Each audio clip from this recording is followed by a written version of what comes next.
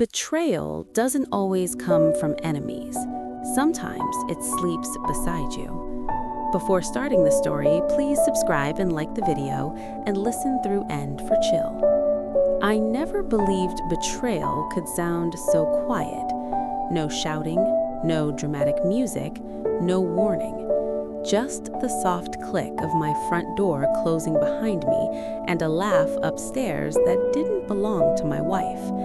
I had come home early that night, earlier than usual, earlier than planned.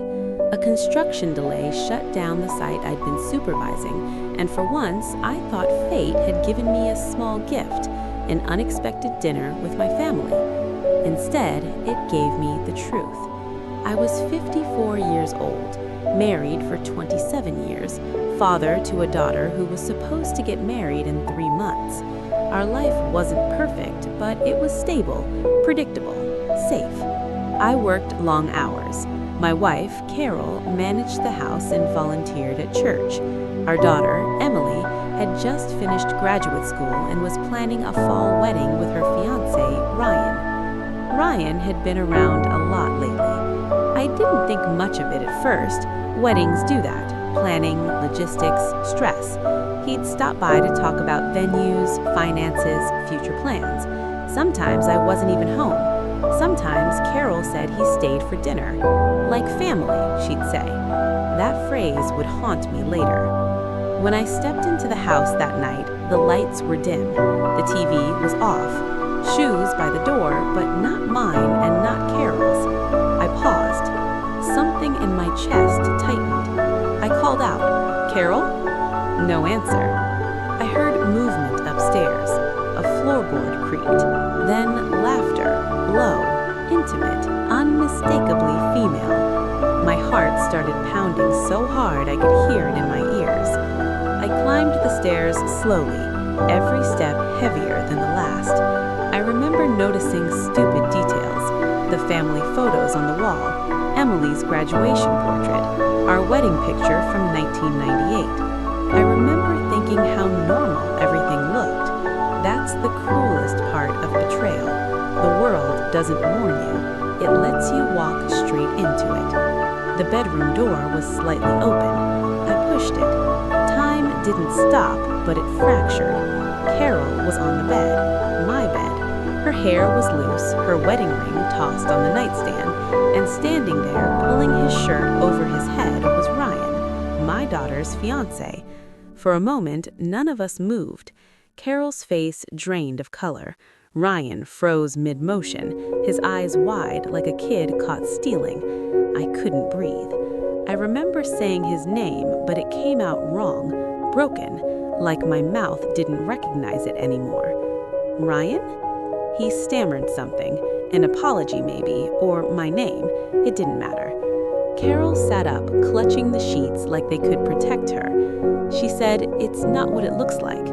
That sentence, the most useless sentence in the history of lies. I laughed, not because anything was funny, but because my brain couldn't handle what my eyes were seeing. "Get out," I told him. Ryan hesitated. I stepped forward. "Now." He left without another word, shoes forgotten, head down. The sound of the front door slamming echoed through the house like a gunshot. Then it was just me and my wife, 27 years reduced to silence. "How long?" I asked. Carol cried, real tears, the kind that used to move me. "Please," she said, "let me explain." "How long?" I repeated. She whispered, "A year." A year. While I paid for wedding deposits, while I toasted them at family dinners, while I hugged my daughter and told her how lucky she was. I sat down because my legs wouldn't hold me anymore. I asked, "You slept with him in this house?" She nodded. "In our bed?" Another nod. "While Emily was planning her wedding?" She sobbed harder. I stood up then. Something inside me snapped. Not rage, but clarity. A cold, sharp understanding that the woman in front of me was not the person I thought I married. "Pack a bag, leave," I said. She looked up in shock. "This is my house, too." "No," I said. "It was our house. You ended that." She begged. She blamed loneliness, my work hours, aging, feeling invisible. She said Ryan made her feel seen, wanted. I listened, and for the first time in decades, I heard how self-centered she sounded. "What about Emily?" I asked quietly. "Did you ever think about her?" Carol couldn't answer. That night, I slept on the couch, or tried to. The house felt poisoned, every memory contaminated. The next morning, I called my daughter. She was excited, talking about flowers, seating charts. I interrupted her. "Emily," I said, "you need to come over, alone." She heard it in my voice. Fear replaced excitement. When she arrived, I told her everything. Every word felt like tearing skin. She didn't cry at first. She stared at me like I was lying, like I was sick. Then she screamed, not at me, at her mother, at the betrayal, at the years stolen from her future, at the humiliation waiting if this had come out later. Ryan tried calling her. She blocked him. She moved out that day, stayed with a friend. The wedding was canceled within 48 hours. The fallout was brutal. Family divided. Church whispered. Friends took sides. Carol tried to paint it as a mutual mistake. Ryan vanished, then resurfaced weeks later with excuses and regret. I filed for divorce. Carol fought it at first, then didn't. Maybe guilt caught up with her. Maybe shame. Maybe she realized there was nothing left to save. Emily stopped speaking to her mother for almost a year. As for me, I learned something no one prepares you for. Betrayal doesn't just break your heart, it breaks your sense of reality. You replay every memory, searching for cracks, wondering which smiles were fake, which moments were rehearsed. I blamed myself for a long time, for working too much, for trusting too deeply, for not seeing signs that never really were there. But here's the truth I had to learn the hard way. Someone else's betrayal is not your failure. A year later, my divorce was finalized. Carol moved out of state. Emily slowly rebuilt her life. She's stronger now, guarded, wiser, still healing. And me, I live alone in a quieter house. The photos are gone. The bed is new. The memories still linger, but they don't own me anymore. Sometimes at night, I think about that laugh I heard upstairs, the moment before everything shattered. I used to wish I'd come home later. Now, I'm glad I didn't, because lies grow stronger in darkness, and the truth, no matter how devastating, finally sets you free. I never realized how much damage a single night could do until the days after started piling up. The shock faded first, that numb, unreal feeling where everything looks like a movie scene you're not part of anymore. What came next was worse. Grief. Not loud grief, quiet grief. The kind that sits with you at the kitchen table when the house is empty and the coffee goes cold because you forgot to drink it. Every room hurt. The hallway still smelled like Carol's perfume. The bathroom mirror still had her lipstick stain on the corner she always missed. I found one of Ryan's cufflinks under the bed when I tried to clean. I stared at it for a long time before throwing it across the room, so hard it chipped the wall. I wasn't angry all the time. That surprised me. I thought rage would carry me through. Instead, it came in waves, sharp and sudden, followed by long stretches of hollow silence. The worst part wasn't what they did, it was realizing how long I had been living beside strangers. At night, I replayed moments I once considered harmless. Carol checking her phone and smiling. Ryan showing up when Emily wasn't home. The way conversations stopped when I walked into a room. I questioned my own memory, my own instincts. How could I miss something so big? Some nights I sat in the dark living room, staring at the staircase, imagining different endings. Me turning around, me shouting sooner, me never finding out. But the truth doesn't bend for regret. It just stands there, heavy and unmovable. Emily stopped by often after that. She didn't say much. She'd sit on the opposite end of the couch, knees pulled to her chest, like she was trying to take up less space in a world that had suddenly betrayed her. One evening, she finally spoke. "I feel stupid," she said quietly. I turned to her. "For what?"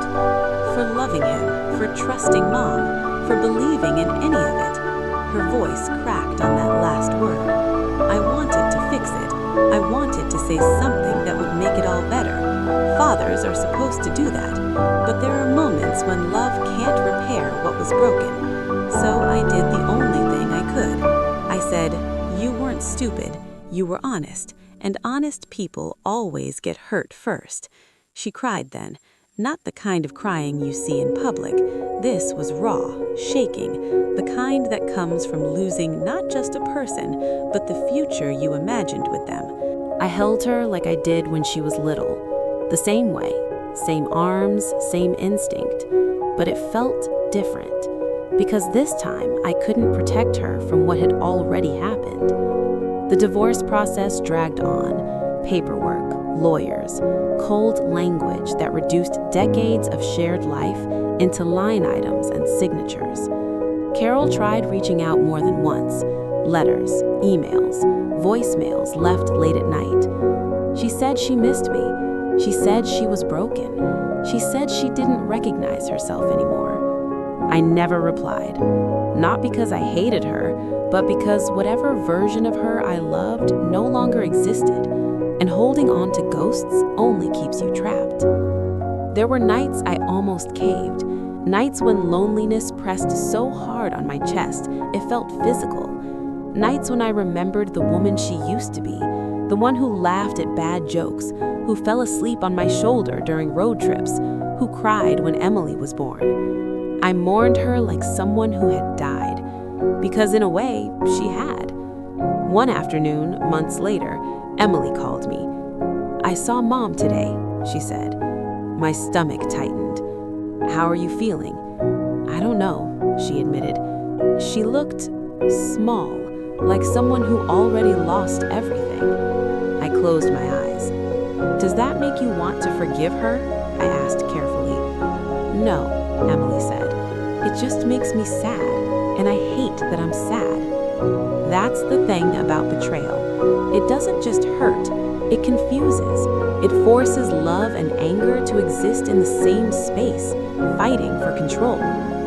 Time moved forward because it had to. Seasons changed. The house grew quieter. I learned how to cook for one, learned how to sleep without reaching for someone who wasn't there. Healing didn't arrive like a miracle. It arrived slowly, in small, almost unnoticeable moments. The first morning I woke up without dread. The first time I laughed and didn't feel guilty about it. The first night I realized the silence no longer scared me. I'm not the man I was before that door opened. That man believed loyalty was guaranteed, that love was permanent if you worked hard enough, that family was unbreakable. I know better now. Love is a choice, trust is fragile, and boundaries matter more than promises. But I also learned something else, something quieter but stronger. I survived what I thought would destroy me. My daughter survived losing the future she planned. And even though betrayal took so much from us, it didn't take our ability to rebuild. Some wounds never fully disappear. They fade. And when they ache, they remind you that you lived through the truth and walked away still standing. The darkness didn't arrive all at once.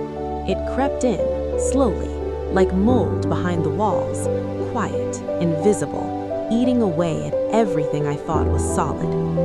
After the anger burned out, after the grief exhausted itself, what remained was something colder, heavier, a kind of emotional numbness that settled into my bones and refused to leave. I stopped sleeping. Not the dramatic kind where you stare at the ceiling all night, but a broken sleep. 30 minutes here, an hour there, waking up with my heart racing, convinced I'd heard footsteps on the stairs or laughter behind the door. Sometimes I reached for my phone just to remind myself it was over, that I wasn't about to walk in on it again. The house became a crime scene I couldn't escape. Every creak sounded like guilt. Every shadow felt like a witness. I avoided the bedroom for weeks. When I finally forced myself back in, I didn't turn on the lights. I stood there in the dark, breathing in a space that no longer felt like mine. I wondered how many times they had whispered in that room, how many lies had been spoken where vows once lived. That kind of imagining poisons you. It seeps into your thoughts when you least expect it, while brushing your teeth, while folding laundry, while trying to remember what joy used to feel like. I started doubting every memory I had of my marriage. Were we ever happy, or was I just useful? I stopped answering calls. Friends meant well, but their voices felt distant, unreal. Their reassurances, "You'll be okay, time heals, at least you found out," sounded like insults. Finding out didn't save me, it sentenced me to remembering. Some nights, I sat in my car in the driveway long after returning home, gripping the steering wheel like it was the only thing keeping me grounded. I wasn't afraid of being alone. I was afraid of who I was becoming in the quiet. There were moments, dark moments, honest moments, when I understood why people disappear, why they leave town, abandon names, start over somewhere no one knows their past.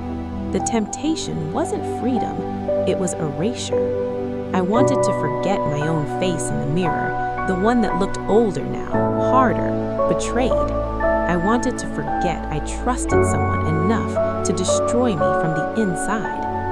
The worst nights were the ones when my mind turned cruel. I imagined them laughing about me, about my work hours, about my faithfulness, about how easy it was to deceive the man who paid the bills and believed in family. Those thoughts hollowed me out. I caught myself standing in the garage one evening, staring at the shelves, my heart pounding for reasons I didn't want to name. The realization scared me, not because I wanted to disappear, but because the darkness felt inviting. That's when I knew I was standing too close to the edge. I didn't tell anyone. Men my age aren't taught how to talk about that kind of emptiness. You endure, you swallow it, you pretend you're fine until pretending becomes the only thing you know how to do. Emily noticed, though. "You don't look at people anymore," she said once. "It's like you're already halfway gone." Her words hit harder than any accusation. I started forcing myself into motion after that. Long walks at night, cold air, empty streets. I welcomed the discomfort because it reminded me I was still here, still breathing, still capable of feeling something, even if it was pain. But darkness doesn't vanish just because you acknowledge it. It lingers. It teaches you things you never asked to learn. I learned how fragile dignity is, how quickly respect evaporates when betrayal becomes public knowledge. I learned that people don't just choose sides, they choose stories that make them comfortable. And I learned that love, once corrupted, leaves a stain you can't scrub away. You carry it into new rooms, new conversations, new versions of yourself. Even now, trust doesn't come easily. I listen for pauses. I watch for patterns. I measure words like they're weapons. The world feels sharper, less forgiving. But here's the darkest truth of all, one I rarely admit to myself. If I hadn't walked in that night, it would still be happening. The lies would still be growing. And part of me hates that I was forced to see the truth, while another part knows that ignorance would have slowly killed me anyway. Betrayal doesn't end when the affair stops. It lives on in who you become afterward. And sometimes, surviving it doesn't feel like victory. It feels like learning how to live with the shadows it leaves behind. The darkness never fully left, but it stopped being in control. One day, without ceremony or revelation, I noticed something small had changed. I was standing in the kitchen, morning light coming through the window, and I realized I wasn't bracing myself anymore. No tight chest, no replaying old scenes. Just a cup of coffee and a moment that belonged only to me. That's when I understood something important. Surviving betrayal isn't about reclaiming happiness the way it used to look. That version of life is gone, and pretending otherwise only keeps you stuck. What you gain instead is something harder, quieter, and far more durable: self-respect.